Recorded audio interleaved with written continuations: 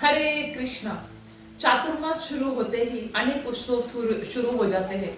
उसी में से आज शुरू हो रहा है नवरात्रि। नवरात्रि शुरू होने से पहले हम हमारे घर की साफ सफाई करते हैं, घर में सजावट करते हैं और हमारे घर में घट की स्थापना करते हैं। तो इसमें अलग अलग धान हम लगाते हैं। तो इससे क्या हो जाता है कि जो किसान होते हैं उनको बहुत आसानी हो जाती है जो हमारे खेत में कौन सी फसल है। तो नवरात्रि की जो शुरुआत है वो कैसे हुई? जो माँ दुर्गा है, जो पार्वती के अनेक रूप है, ये जो माँ दुर्गा है वो भगवान श्री कृष्ण की शक्ति है और उनके आदेश के अनुसार ही कार्य करती है। तो एक दिन जो महिषासुर नामक जो राक्षस था उन्होंने बहुत ही जनता को बहुत ही पीड़ित कर दिया था। तो उसका वध करने के हेतु जो माँ दुर्गा है इन 9 दिनों में अलग अलग रूप में हमें सिखाती है और प्रकट करती है। तो इस 9 रूप में जो पहला दिन जो होता है उन्होंने रूप प्रकट किया शैलपुत्री। वो हमें सिखाती है संघर्ष से घबराना नहीं। फिर दूसरा जो रूप है ब्रह्मचारिणी, वो सिखाती है तपस्या ही हमारे चरित्र की नींव है। उसके बाद तीसरा जो रूप है वो चंद्र घंटा, वो सिखाती है जब सत्य के लिए खड़े हो तो भय से घबराना नहीं। उसके बाद माँ कुष्मांडा, जो हर सृष्टि की शुरुआत जो है हर प्रयास से हो सकती है। वो माँ स्कंद माता, जो मातृत्व की शक्ति पहचानने का प्रतीक है। माँ कात्यायनी, जो अन्याय के विरुद्ध खड़ी शक्ति का प्रतीक है। माँ कालरात्रि, कभी कभी अंधकार के लिए निकलने के लिए हमें अंधकार बनना पड़ता है।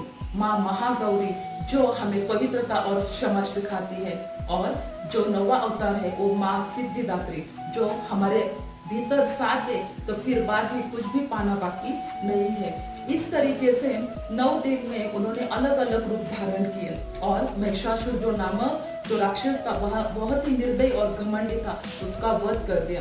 परंतु जो महिषासुर नामक जो राक्षस है वो काल्पनिक पात्र है नहीं, ये एक हमारे अंदर ही आज भी महिषासुर नामक जो मतलब जो गुण है उसके वो पनप रहे हैं। तो हमारे अंदर हमने जो मन है उसको मन बुद्धि अहंकार है ना, जो लालच, इसमें हमने क्या किया है भर दिया है।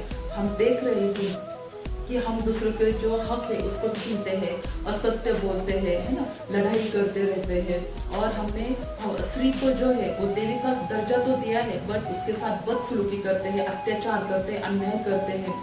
तो हमारा कर्तव्य नहीं है कि इसको बदलना चाहिए, इस सत्य को हम अनदेखा कर रहे हैं। तो हमें इसके विरुद्ध क्या करना चाहिए? कार्य करने का सोचना चाहिए। तो इसकी शुरुआत किससे करें? खुद से करें।